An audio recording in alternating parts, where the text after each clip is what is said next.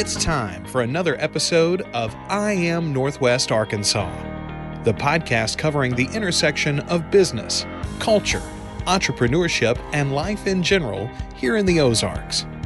Whether you are considering a move to this area or trying to learn more about the place you call home, we've got something special for you. Here's our host, Randy Wilburn.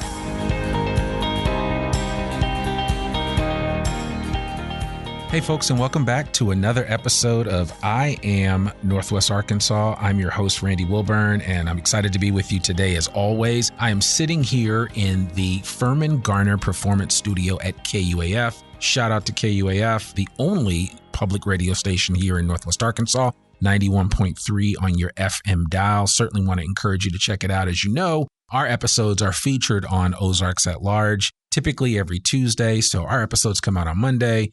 Ozarks at Large features a segment of our episode on that Tuesday. So, or sometimes it might be a day after that, but regardless, that week you can hear a great snippet or segment from the I Am Northwest Arkansas podcast, which is really cool. And we really appreciate the partnership that we have with KUAF. Now, today I have a very, very special episode for you. And the way I like to tee this up is simply the fact that when I moved here to Northwest Arkansas 10 years ago, I remember landing at XNA and looking at all the cow pastures that were around me. And I'm like, man, what's this city boy doing here in the country? But one thing that I quickly came to appreciate is just the amount of agriculture that exists in this area, but just in Arkansas in general, right? Like when I moved here, I didn't know that rice was like one of the biggest exports in the world from Arkansas. I mean, there's a lot of things happening here in Arkansas that if you're not, really attuned to, you wouldn't be aware or be knowledgeable about. But just connecting with folks over at the agricultural school for the U of A, shout out to those guys, to DQ Fields and the rest of the team over there and all the amazing work that they're doing at the School of Agriculture. And then just all of the entrepreneurial startups that are happening right here in Northwest Arkansas that have a agricultural bent to them.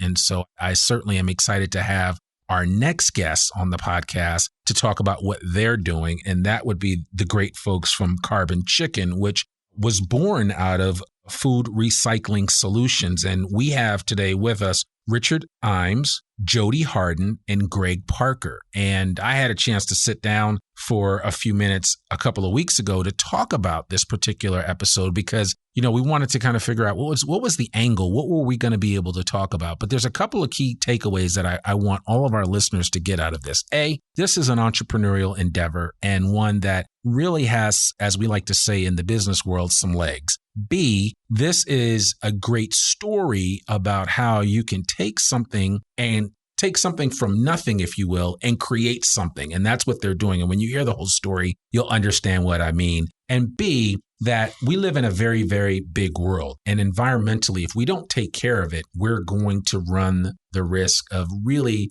having a major problem, especially for our kids and our children's children. And so more than anything else, what these guys are doing with Carbon Chicken and with their business speaks more to the longevity and to us taking care of Mother Earth, as we like to say. And so I'm excited to invite and welcome Richard, Jody, and Greg to the I Am Northwest Arkansas podcast today. How are you guys doing? Good. Thanks for having us today. Yeah, good. Well, you guys are all kind of lined up in a murderer's row here, so I'm excited to have you here. But Richard, I want to talk with you since you started Food Recycling Solutions and we've had one of, I won't call them your competitor, but somebody else that also serves the recycling industry as it pertains to food, which is Food Loops. And we've had them on, and they're all about zero waste. And anywhere you go in Northwest Arkansas, if there is an event and those people care about making sure that they are leaving a positive footprint when it comes to food waste and the like, they have a Food Loops event. And Food Loops will be there making sure they recycle things properly. But you have Food Recycling Solutions. And I'd love for you to kind of set us up and tell us a little bit about yourself and about Food Recycling Solutions before we jump into Carbon Chicken and how that came about. Yeah. Appreciate you, Randy, having us here and opportunity to tell a little bit of backstory here. So I would say I am kind of a serial entrepreneur. I've had other businesses in the past. been involved in animal husbandry and some truck farming. And so this idea, I also have corporate background and whatnot. When I got out of the military, I had my own business almost immediately as well. This was up in the Philadelphia area. So I've been here since about 2000, I should say. Yeah. So about 24 years here.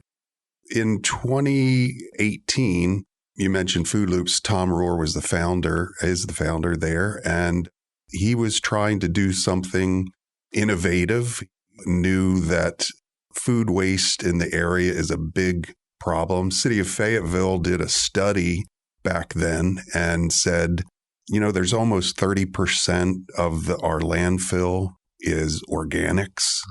And that's a shocker, I think, to a lot of folks. And the idea was, look, if we could divert that or a large portion of that from the landfill and upcycle it into something usable, we would have a really winning formula. So he came to me and said, look, this is way over our heads to do. Would you like to start your own company and do the hauling for this? So we started out with just a tiny handful of customers, grew it to about 125. This is commercial B2B business, picking up from various local businesses all the way from Bella Vista down to Fayetteville.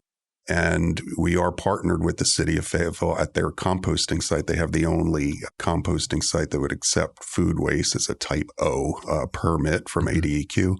So we did that and approved by the City Council, and we supply probably 85% of the food waste that comes in there. And that creates, along with their yard waste, the food waste you could imagine, high-powered nutrients to go along with the carbon that they collect as well. So it's a very valuable, high biologically active compost. And we just don't have any other source for that in Northwest Arkansas.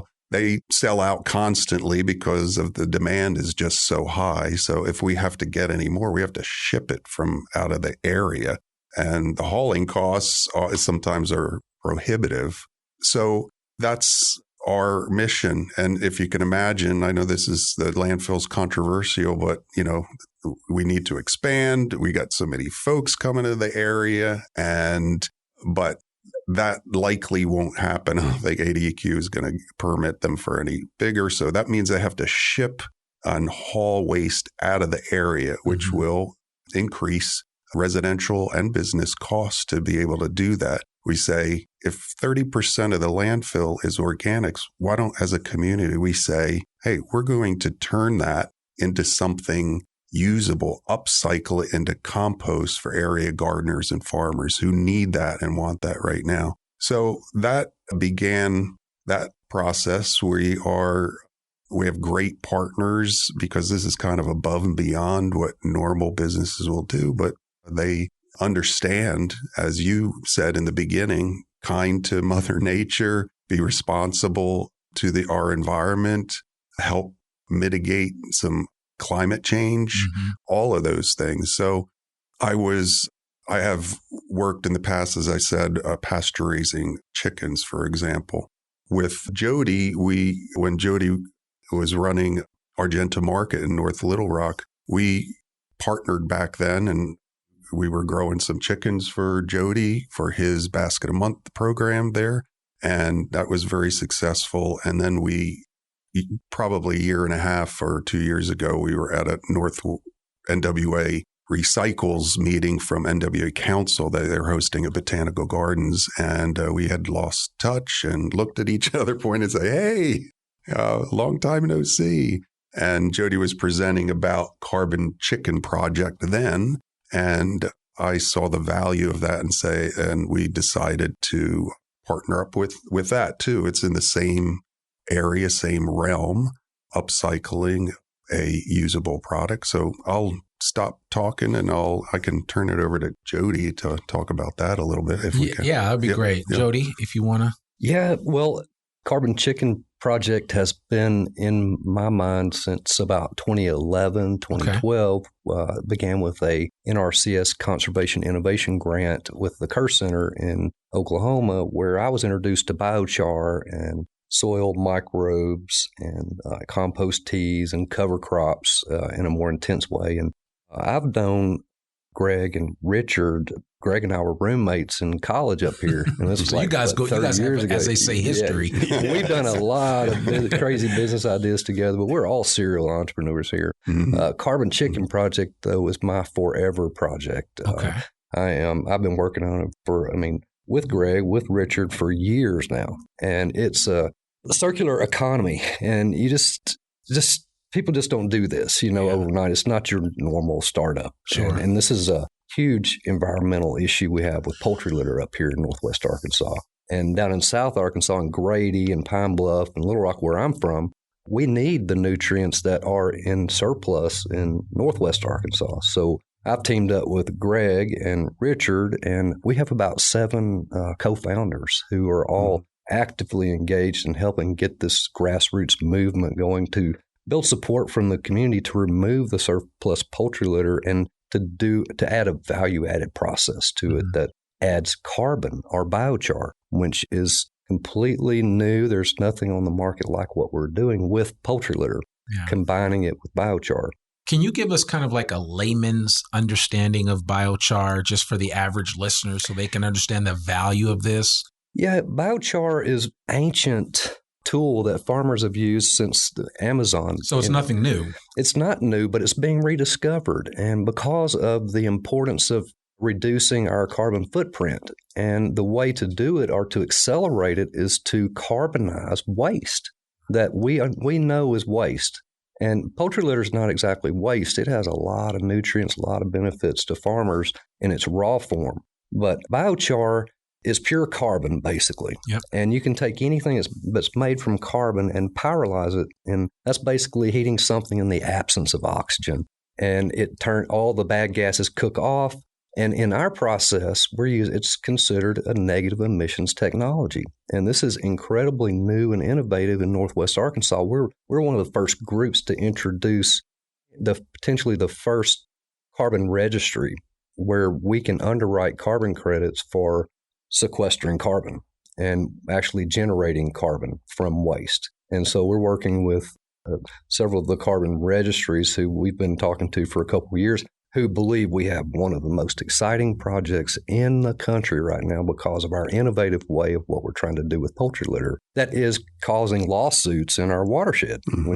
This 18-year-old lawsuit that between Oklahoma and the 12 major integrators right now could be solved by our project. We believe it's something that's going to resolve this, and we're having seems like a lot of politics to get to the conversation of the benefits of aggregating all of this poultry litter into one big facility where we can do a waste to energy project where we can actually generate electricity, we can generate thermal heat, and we can create this great byproduct called biochar, and we can get it out to farmers who can start sequestering carbon and increase their per acre revenue because carbon credits, and now NRCS is doing a cost share for their conservation practice to sequester carbon in your farmland. And so we're one of the first to present a tool to farmers in this region that can provide nutrients. 80% of our product is composted poultry litter.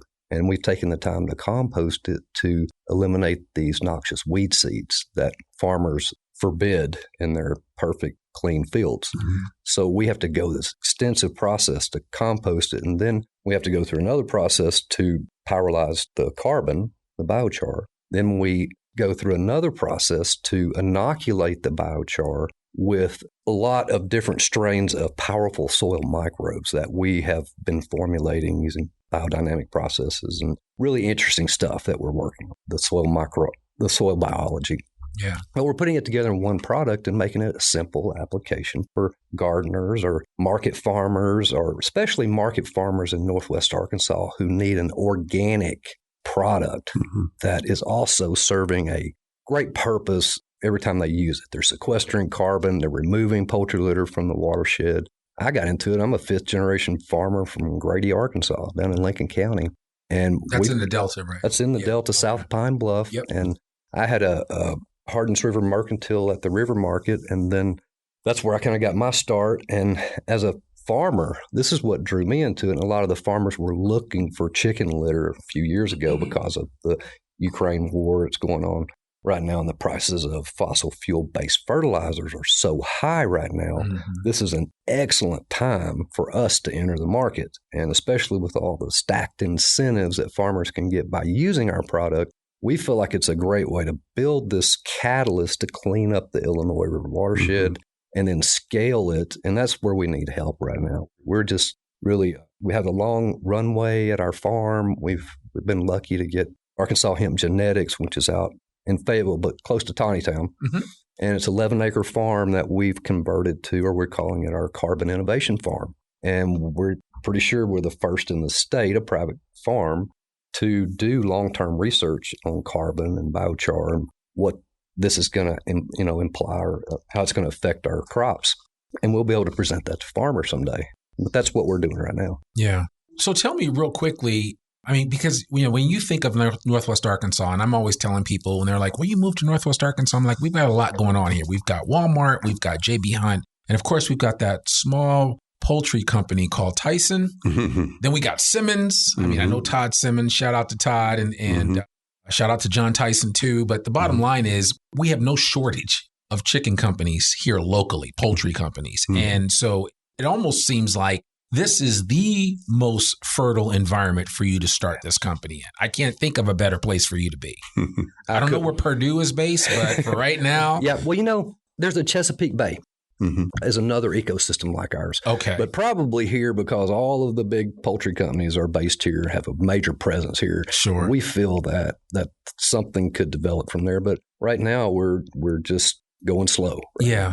So I would have to imagine, though, that Tyson has employed scientists, and so has Simmons and others, to understand how they can lessen their footprint when it comes to the environmental impact of their processing and everything. But how are you guys interacting with them? And have you found the doors to be open? Or is it still creating more awareness around it? What are you guys hoping for? Who wants to speak? It's kind of touchy subject because there's a lot of politics behind it. Sure. With the ownership lawsuit. Yeah, it comes down to who owns the poultry litter. Yeah. And that's the controversy, the argument and positioning that way. So for us, we want to be able to pay for litter. It's actually a commodity, and the poultry grower, it's a source of income for them. When they're done with it in their houses, now they get to actually sell it on the back end. We're partnered with the Hmong community, if you're familiar with them. Yeah, sure. And we want to partner with underserved communities. We think that's part of this mission as well, who want to do something else, but still have this vast expertise in this area. And so that's where our source is currently for our poultry litter, that we will compost further at the innovation farm and treat further with our humates and lab type inoculants in there to help accelerate the breakdown, heat that up and make sure it's ready. And then I'll mention too further that one of the innovations is pelletizing that product as well, which does a couple things. It immediately sequesters carbon when you do that, and then also forms a pellet that is time release attributes over time. So through the growing season, just slowly is feeding those plants. And as Jody mentioned, inoculating the biochar, which is, I would describe as a hotel, or Jody describes it more accurately. So that they say that 1 gram of biochar has about 3 yards of surface area. It's kind of hard to believe, wrap your head around that. But that's, when you look at it in electron scanning microscope, you can see the pores, and inside those are more pores and more pores. And that's where these microbes and biostimulants are residing. Once the roots of the plant hit that, they are just sucking up a lot of love there. So it's almost like in the same way that, everybody's starting to get into gut health and the microbiome, right? In your gut, which is supposed to be your second brain. So it's like when you introduce healthy bacteria and healthy items to your microbiome, it automatically can overall change your physical health. And in the same way, it sounds like this biochar, when introduced to the soil and implements that way, that once the plants get a hold of it, it's almost like an extra, it's like just bonus vitamins for the plant. We're supercharging them. Yep, that's our secret sauce. Naturally, right. That's the key word is naturally. Yeah. And I think I didn't want that to be lost on our listeners that, we actually have a lot of organic farmers in this region. A lot of them serve Ozark Natural Foods, which is just right up the street, which is, one of the only food co-op, is the only food co-op in the state of Arkansas. But I know for a fact that a lot of the providers to Ozark Natural Foods, it's important for them to have options for how they can continue to fertilize and to grow what they end up selling to Ozark Natural Foods and other organizations here locally that then take those food items and sell them to the general public or make them available through the food bank and other entities. So now, Greg, do you want to share a little bit about your background and about what you're doing with Carbon Chicken? Absolutely. My background, actually, my grandfather's bust is on the wall at the Center of Excellence for Poultry Science here. He's one of the pioneers of the poultry industry back in the 50s. You can look for him. He has big horn-rimmed glasses. What's his name? Kind of like these. Keith Smith. Okay. And so currently, Keith Smith Farms, I believe, is still the largest family-owned hatching business that's in the world. Wow. We've shipped eggs all over the world. My father sold them into Iraq before the first Persian Gulf. Yep. I went and got my master's in poultry science as a result of this. Didn't finish. I've got to finish my thesis, but that's fine. We won't hold that against you. That was in 2012. But in 2011, to give a little bit of a history, Jody introduced me to biochar. Held up some charcoal in his hand, and I said, "That's charcoal." He said, "No, this is biochar. This is going to revolutionize the agribusiness." And I was utterly confused. And I was serving on a nonprofit organization that he had in North Little Rock at the time. And he lured me in with my connection to the poultry industry and my curiosity on how this could impact Northwest Arkansas. He kind of presented to me the option of going organic rather than pesticides on the ground, poultry litter that has not been composted being spread out on the ground, going down into the watershed. These are problems that a lot of people aren't even considering or thinking about. Yeah. But he's come up with a solution, and I bought in. I'm in. So the product is called Carbon Chicken 80/20. And what we do is we have 80% of a composted poultry litter that's pulled out of the watershed, which is huge. To simplify this, we're taking the brown water to blue indirectly. Okay. And then we're composting this poultry litter 4 different times at 140 degrees, which gets rid of all the pathogens, the E. coli, cryptosporidium, all of the salmonella. All the nasty stuff. Yeah. And then especially all the seeds that the chickens have been eating. So no pigweed and other seeds that have been a problem in these fields that these farmers, let alone going down into the watershed. But solving that problem alone is worth buying a bag of our products. That's people, it's time to put their money where their mouth is, the way we're looking at this. And to take this inoculated product, this inoculated biochar, it's like a condo or a hotel for microbes, mixing it all together. And you're doing 3 different things, and you got the cleaning the water system, you're sequestering carbon out of the CO2 is not going up into the air, and then you're growing these amazing plants and vegetables and fruits and trees and shrubs. It's amazing. So avoiding greenhouse gases, yes, right, which is what the CO2 does when it goes up into the air and gets trapped at the upper level of the atmosphere. And I'm not a scientist. I don't play one in real life, but I do understand that concept of it. Mm-hmm. So clearly, you guys have not stumbled upon it, because as you said, this is something that's been practiced and utilized for a long time, but it hasn't been adopted. Mm-hmm. And what it sounds like you're working on right now is getting to that place where you get more people to adopt this mindset and this focus of doing it. And you raised your hand. Yeah, because we didn't mention the big scientific name, because it is a big name. But what we're trying to do is create a bioenergy carbon capture and storage system plus utilization. So it's BECCS plus U. And that kind of glazes people's eyes over when we talk about that. But it's basically a waste to energy project. And that's where we want to go with this at scale. So that benefits the whole problem with the surplus poultry litter at a meaningful level. Yeah. So we can actually get some. Right now, we're just touching the tip of the iceberg with our little proof of concept plant. But we're doing proof of concept right now to demonstrate that we've got everything figured out. There's markets available. There's farmers, pent-up demand for this type of product. Mm-hmm. And so that's where we're at right now, is to create this bigger system. But there's also even another angle that we over years realized we need to have a carbon negative farming ecosystem or it can be created from this idea of biochar. So we could get biochar into the feed of the chickens. We can get biochar into the bedding of the chickens. We can get it into the soil where the chicken's feed is grown at all levels, so that every farmer in the ecosystem is sequestering carbon. We can create a carbon negative farming ecosystem for the first time ever. And this is what's really bold and innovative about Carbon Chicken Project, is that's our aim in time, is to create a whole ecosystem where carbon is sequestered at every level, and we're all producing a carbon negative product, like carbon negative egg or a carbon negative chicken. And we want to be the first to market to do that. And when you think of it, I think of like Happy Egg and so many different companies that are here locally that could really benefit from that type of product.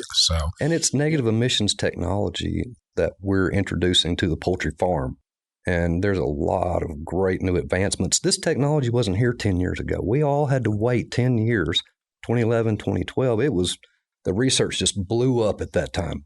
But we waited for the USDA to complete a 10-year study on this before we really put any money into it. And that's what convinced us. But it was a long, patient wait for us to, wait for the research to be there. So in a nutshell, what were the final findings of that USDA study? The one that we kind of toss around, it was kind of funny, is that they think that poultry litter itself will be as valuable as poultry meat itself. Really? And we're already proving that secret getting out right now. Well, yeah. Well, I mean, that's part of the thing, right? I mean, you also have to be able to tell that story to get the early adopters to buy into this and see the value of it, right? And I think that's important. And I was going to ask you, have you had any, even in the short term, any success stories to cling to that you find yourself sharing over and over again about what this Carbon Chicken Project means? I hope I don't hear this story again, because Greg's about to tell it. I can't wait. It's so neat. Now, listen, like Jody and like Richard, I'm a serial entrepreneur, and Jody and I have had multiple businesses, some not so successful, and some did pretty well. Okay, we did great. But this is the first time, we were stocking at Ozark Natural Foods, and the guy carrying his ice cream in to stock said, "What is that?" And tried to buy the bag out of L.A. Godfrey's hand as we're stocking it. And she's like, "What in the world's going on?" She said, later I tried to put another bag on the shelf, and somebody came up and just grabbed it out of my hand. That's funny. Pretty cool. But he's talking about your growing demonstration system, yes, like different vegetables. I'm more on I'm the sales and marketing director, so I've got to shout out to that part of it, which is, it's neat to have a finished product that is in the hands of people and they are seeing the benefits. And Jody did a test on these 4 squash plants, and I'll show this video. I showed it to the botanical garden horticulturist.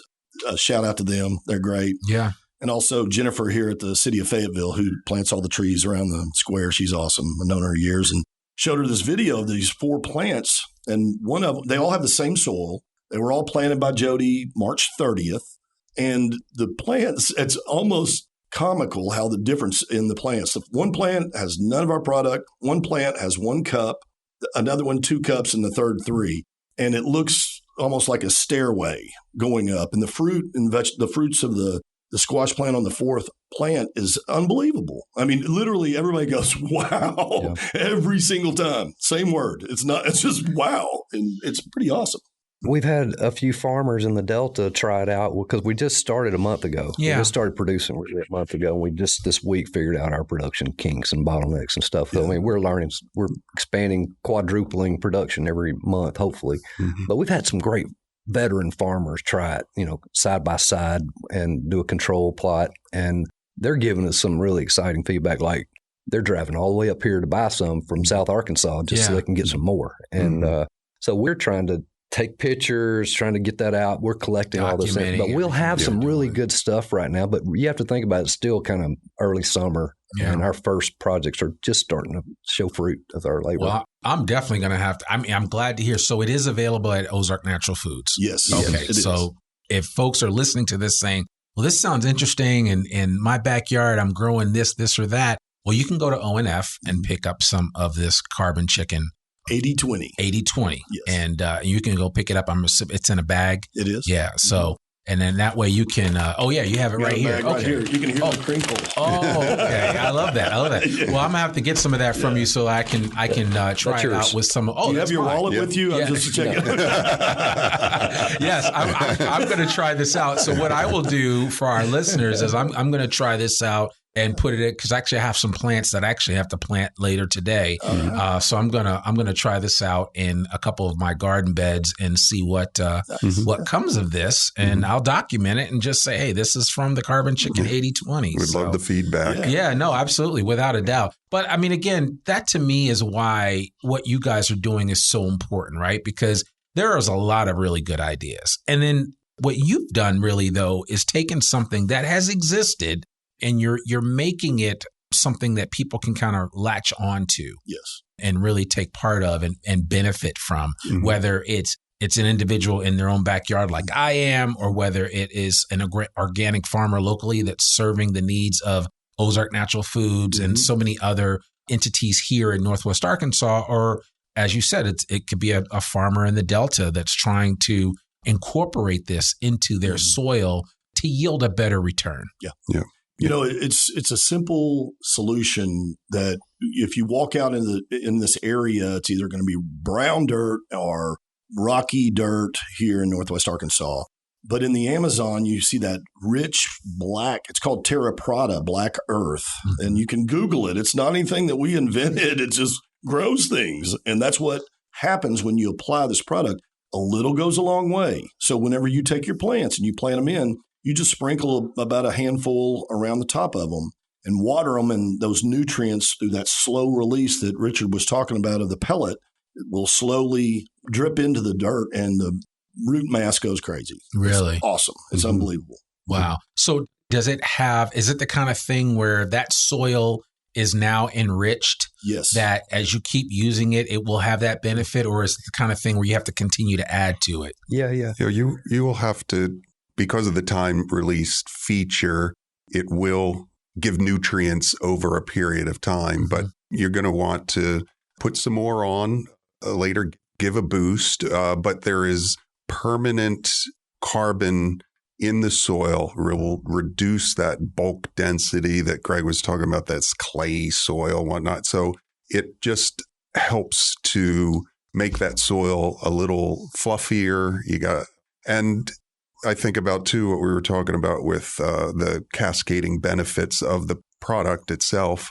It depends on the person. Somebody might say, look, I really like the idea of diverting from the Illinois watershed because I hate what's happening there. Yeah. Or another person could say, I really like their dedication to helping underserved communities as well. Somebody else says, look, I really want to be able, every bag sequesters carbon. So I can latch onto that. And then another person says, I just want my plants to look better and vegetables taste better, my lawn to be greener, and I will support them because it's a new product, it's a local product. And so I just mentioned all of those different cascading benefits in there. Which is, so a lot of our listeners listening to this, some of them fit each of those profiles that you just mentioned. But I will say this, I am finding more and more that people are becoming more aware of where they get their food, Yeah. how they grow their food or how they grow their plants. And I mean, all of that plays into it. And I think people are just trying to do their part to be a little bit more responsible. And what you guys have created here with this Carbon Chicken 80/20 natural soil carbon amendment, it gives people the option to be able to utilize that and play their part.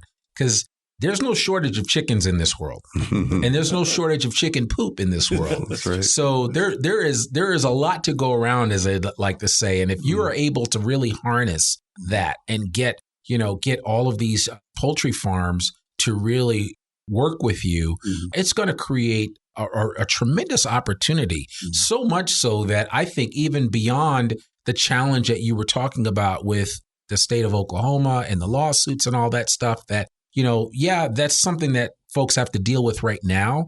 But in another 5 or 10 years, with what you guys are doing, you won't have those same problems in the future.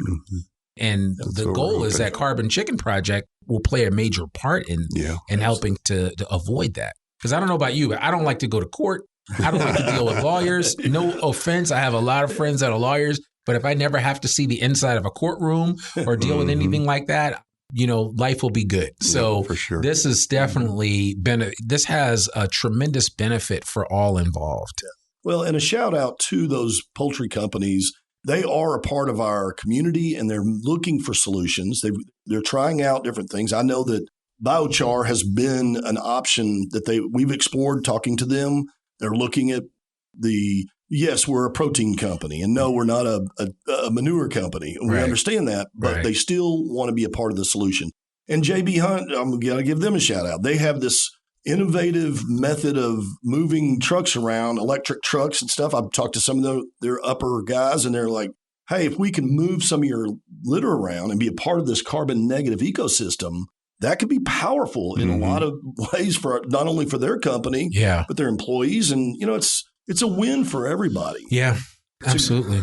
Yeah, Jody? There's been a lot of projects like ours over the years, and I'm sure there's a lot of people going to listen to this and go, oh, this is going to fail because they've tried this before and it's failed, and tried it before and it failed. And, that wasn't now. And they weren't using some of the advancements that we're using, the technology, especially the financial incentives, the carbon credits, the NRCS reimbursements, all of these things, plus the amazing soil microbes and humates that we're adding to our product. That's going to really be the shocker for farmers to see the ingredients that are in this product. Yeah. And so there's 3 legs to our stool here. And the main one, though, we forget is that carbon is the only thing you can put in the soil that is permanent. Microbes cannot eat that or decay that. So you put that carbon in the soil, it's permanent. So it's going to accumulate over time, and your soil is going to turn black if you keep using our product. You have to really keep putting carbon in it. But biochar is permanent, and that's the new thing. And it's it's expensive. That's why we need to scale up our project to get our price down so commercial agriculture is interested. Right now, we're more of a boutique product, Yeah. So let me ask you guys all this, because you never know. The reason why I tell people why podcasting is so valuable is because you just never know who's listening. But just say that the right person is listening to this episode. What would you want to tell them about Carbon Chicken Project and about what you're doing? I mean, Jody, you kind of hinted to it, and certainly I would be leaning into that because, like, when you think of, you're absolutely right. I mean, 20, 30 years ago, this would have been a very hard thing to do.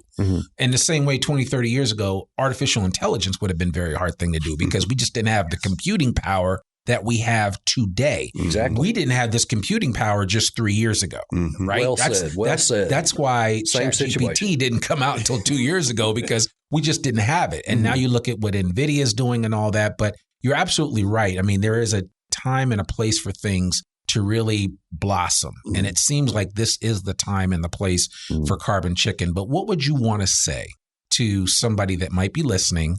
And I don't know, you guys can fight about that. Whoever wants to say it. I'm going to fight 2 seconds because I met your son today at Ozark Aiden, Natural yes, Food. And you my did. grandson was here from Santa Fe, New Mexico this weekend. Very cool. And Jody brought this up to me. He said, this is about our legacy, Greg. Yeah. For generations, his family have been spraying pesticides. And for my generations, we've been spreading poultry litter all over the place. Yeah. I mean, through that egg and actually all over the world, And this is an opportunity for us to alter that, pivot into a positive way. And we do it through our intellectual strength, our team. We've got an amazing team of chemical engineers, and we have a lab here that's associated with the University of Arkansas through Vigenics. And, there's a lot going on here to make that legacy happen. And that's the best, Jody brought that up to me. I thought, man, this is a way to change this for my grandson. Shout out to Bo Taylor Parker. That's good. I like that. No, and that's bringing it home, right? Because sometimes we get so caught up in what we're doing that we always have to consider the generations to come and how our decisions today will impact them in the future. So you want to add to that, Jody? Oh, I could go on and on. But it really is. We think about legacy. What do we want to live after us? And I'd love to say I helped clean up the Illinois River watershed someday, or a project that I helped to get going, that would benefit the environment in a cascading benefits to all in the state, and increase farmers' income, and help create one of the first carbon negative farming certification systems, or verified carbon negative food products. And I think that's important, and it's really beyond certified organic where we're trying to go. We're trying to take everything that's embodied in USDA certified organic, take it to another level. And we think we can create, a new paradigm using waste and carbon to mitigate climate change. And I have a grandson as well, so I think about that too. If I'm ever challenged on that later, as you knew the problems that were happening with the environment, climate change. Did you do anything about that ever? Yeah. And I can, proudly say, yeah, I did. I did my best, my little corner here anyway. And for now, maybe we scale this and make a much larger impact, which is what we want to do. But I can proudly say and firmly say, yeah, I did whatever I could in my businesses to help that situation. Right. Yeah. No, I love that. I think it's great. I think that's a perfect place for us to land this for right now, because I think the conversation's important. Again, it's just creating awareness, right? Letting people know, hey, this is what's happening. This is what's going on. This is how you can benefit. And I think any of our listeners, we have a lot of people that listen to this that like are amateur farmers, like to grow things in their backyards. Mm-hmm. I even have some neighbors that have chickens, and they need to, maybe this might be an option for them to consider how they can kind of recycle things and benefit from it, because they not only have chickens, but they have a garden. So there's like that 1-2 combination.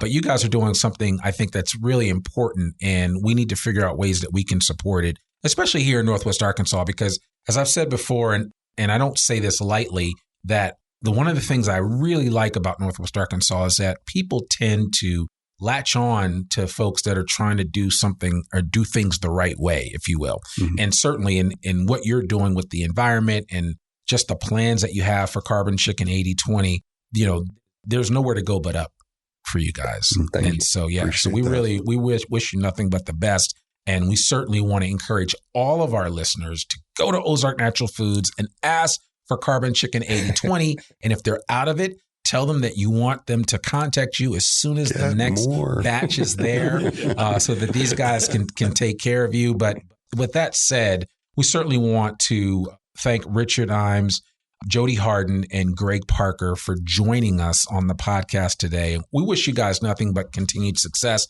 And maybe what we can do is have you guys back here in the future just to kind of talk about some of the success stories and some of the great things that came about. Now, if you hear from somebody that says, hey, we heard about you on the podcast and we want to invest in you guys and we think this could be $1 billion thing, don't forget me. Hey, don't forget Randy. us little people. No, seriously though. But you just never know. I think we're hoping for that. Yeah, exactly. So, without a doubt, with all the chicken in the world, I think there's plenty of opportunity. Let's put it that way. So, gentlemen, I want to thank you so much for joining me.